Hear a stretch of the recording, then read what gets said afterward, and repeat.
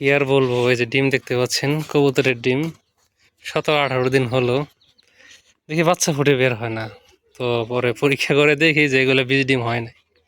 তো নতুন জোড়া নিছে, ডিম দিছে কবুতরে, ঠিক আছে, বাট বীজ ডিম হয় নাই। এতদিন পরীক্ষা করার পর এই হলো রেজাল্ট। কি আর করবো, এগুলা এখন হলো ফেলে দিব আমি। তো বলো না যে curious mind wants to know, ঠিক আছে, এইটা ফাটাবো আমি, ঠিক আছে। দেখছি যদিও ভিজিটিভ হয় নাই আমি, হ্যাঁ, এখন আমি ফাটিয়ে দেখবো।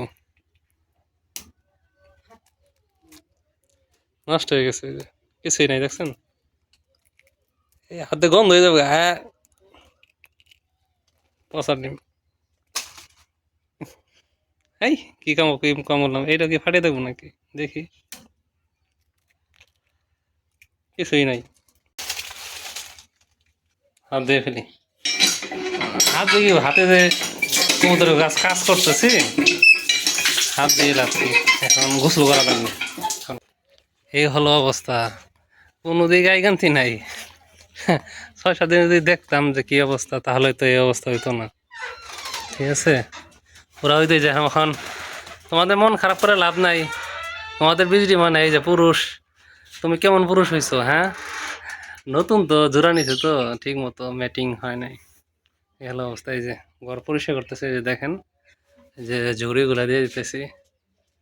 তোমাদের আফসোস করে লাভ নাই, এখন তোমাদের ওদের ঠিক মতো ক্যালসিয়াম দেওয়া লাগবে। এখানে ক্যালসিয়াম ইসেল দিয়ে দিলে ইনশাল্লাহ আবার দিয়ে দিবে। ঝুড়িগুলো পরিষ্কার করে দিতেছি। আর এদের তো ডিমের খবর নাই, তবু একটু চেক করে দেখি তো ডিম পারছে কিনা আজকে, অনেকদিন তো দেখি না।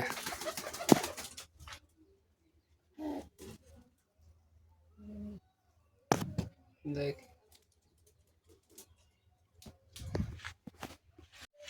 ডিম দেয় নাই। যাই হোক, ওই জোড়া বীজ ডিম হলো না কেন, আপনাদের কি মতামত আশা করি কমেন্টস করে জানাবেন। আরে তোমার মন খারাপ নাকি, আমি ডিম নিয়ে গেছি, যে আমার দিকে তাকিয়ে রয়েছে। লাভ নাই, লাভ নাই। আর ওই জোড়ার তো বাচ্চা তো দিছে, আপনারা জানেন। তো যাই হোক, এই হলো আপডেট, কি আর করার। তোমরা আবার ডিম দেওয়ার প্ল্যানিং শুরু করে দাও, ঠিক আছে, নাথিং টু ডু। হ্যাঁ, এই যে হাঁসের অবস্থা, হাঁসের জন্য দোয়া করুন আপনারা। আসলে কি শেখার অনেক কিছু আছে, আমি ট্রিটমেন্টগুলো জানতেছি। তো এখন আগের চেয়ে অবস্থা আলহামদুলিল্লাহ ভালো কিছুটা, অনেক শখের জিনিস। কত টাকা খরচ করলাম, আয় উন্নতি কমই আছে একটু, তবে আমার আলহামদুলিল্লাহ মুরগির অবস্থা মোটামুটি এখনও ভালো। সবার দোয়া চাই যেন সব কিছু ঠিকঠাক থাকে। ভিডিওটি আজকে এ পর্যন্তই, ধন্যবাদ জানাই যারা ভিডিওটি দেখলেন।